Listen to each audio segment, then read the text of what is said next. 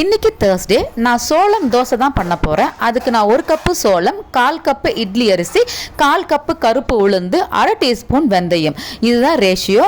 இதை நான் வந்து இந்த கப்பில் தான் அளக்குறேன். ஸோ எந்த கப்பு நீங்கள் எடுத்தாலுமே அதில் எல்லாத்தையுமே அளந்துக்கோங்க, அவ்வளோதான். இதுக்கப்புறம் இதை 4 to 5 டைம்ஸ் நல்லா வாஷ் பண்ணணும். வாஷ் பண்ணிவிட்டு ஒரு 5 மணி நேரம் போல் நான் இதை வந்து சோக் பண்ண போகிறேன். அதுக்கப்புறம் நான் அதை மிக்சியில் தான் அரைக்க போகிறேன், கொஞ்சமாக குவான்டிட்டி இருக்கிறதுனால.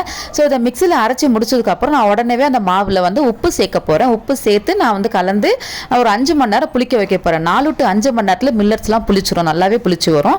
இது எல்லாமே நான் காலையில் தான் பண்ணுறேன், நைட்டுக்கு தோசை ஊற்றுறதுக்காக. ஸோ நைட்டு தோசை ஊற்றுறதுக்கு நான் 4 மணி போல் நான் ஈவினிங் அரைச்சி வச்சுட்டேன். எனக்கு 8-8:30 மணிக்கெலாம் வந்து நல்லாவே புளிச்சிருச்சு எனக்கு. இது கூடவே நான் பார்த்தீங்கன்னா ஒரு வெங்காயம், ஒரு பச்சை மிளகாய், கொஞ்சமாக கொத்தமல்லி, கொஞ்சம் கருவேப்பிலை, இதெல்லாம் பொடிசாக நறுக்கி நான் சேர்த்து தான் தோசை ஊற்ற போகிறேன். அது ஆப்ஷனல் தான். இது பிளைனாக தோசை ஊற்றினாலும் சூப்பராக தான் இருக்கும். இந்த ரெசிபியை நான் 2 Minutes Chef அப்படிங்கிற யூடியூப் சேனலில் இருந்து தான் வந்து நான் பார்த்துட்டு அதுக்கப்புறம் நான் ட்ரை பண்ணேன். ஸோ இது 4-5 முறை நான் ட்ரை பண்ணிட்டேன், சூப்பராகவே இருந்தது. வெயிட் லாஸ்க்கு இதுக்கு பயங்கரமாக ஹெல்ப் பண்ணுது. ஒரு 2 தோசை சாப்பிட்டா நல்ல வயிறு ஃபுல்லான மாதிரி இருக்குது. காலையில் வரைக்கும் நல்லாவே பசி தாங்குச்சு எனக்கு. இதுலேயே நான் வந்து குழி பணியாரமும் பண்ணியிருக்கேன், கேரட்லாம் துருவி போட்டு. இதுக்கு வந்து பெஸ்ட்டு காம்பினேஷன் சைட் டிஷ் பார்த்தீங்கன்னா தக்காளி சட்னி தான். தக்காளி வெங்காயத்தெலாம் வந்து வதக்கிட்டு அதுக்கப்புறம் அரைப்போம், அதுதான் அது ஒரு பெஸ்ட்டு காம்பினேஷன் நான் சொல்லுவேன்.